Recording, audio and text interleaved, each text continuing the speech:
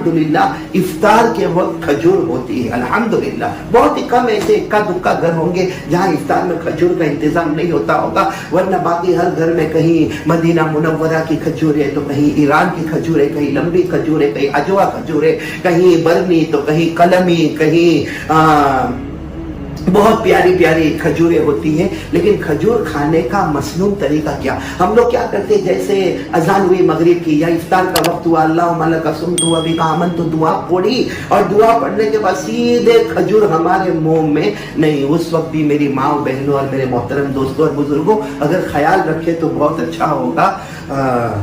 खजूर अगर खाने का क्या मसनून तरीका होता है, खजूर खाने का मसनून तरीका क्या होता है, वो मैं आपको बताना चाहता हूँ। अल्लाह ताला हम सबको देखो हर सुन्नत पर अमल करना है, हर सुन्नत पर अमल करना, क्योंकि हमारे नबी सल्लल्लाहु अलैहि वसल्लम से मोहब्बत का तरीका यही है।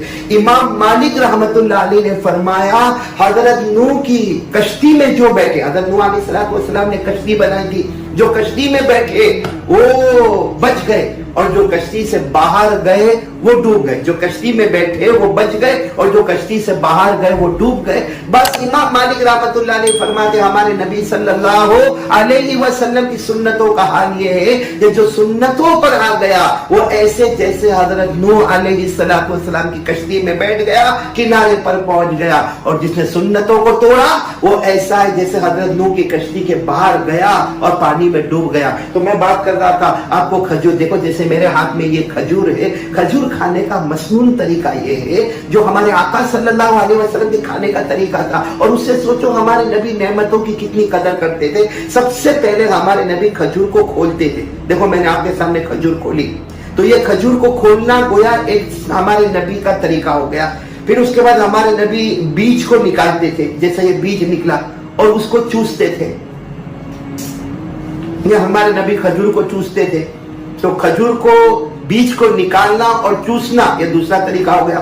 फिर हमारे नबी उसको अपनी 2 उंगली पर रख लेते थे, 2 उंगली पर, एक रिवायत में 2 उंगली, एक रिवायत में अंगूठे का भी जिक्र आता, और फिर उसको दस्तरखान पर फेंक देते थे। वो बीज को दस्तरखान पर फेंक देते थे।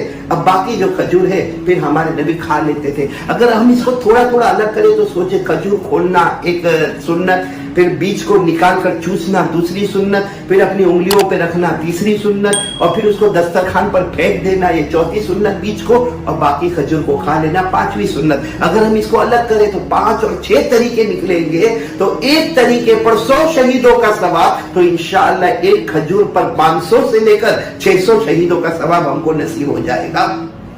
ये एक सुन्नत आपको बतानी थी, बहुत जरूरी थी, जो मैंने आपको बता दी। इंशाअल्लाह आपसे हम खजूर